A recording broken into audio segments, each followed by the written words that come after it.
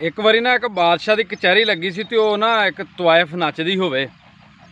जो तवायफ नच नुच के हटी ना तो बादशाह जिहड़ा ना बड़ा बदसूरत सी।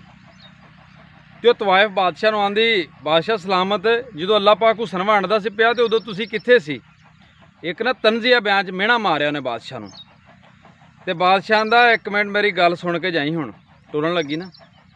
आंदा जो तुसीं हुसन दियां लैणां च लगे सी ना, मैं नसीब दी लैण च लगा सा, तां ही ते अज तेरे वर्गियां सोहणियां मेरे अगे नचदियां।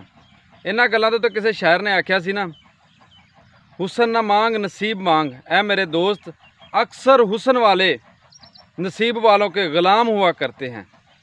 दुआ करया करो अल्लाह पाक नसीब चंगा करे।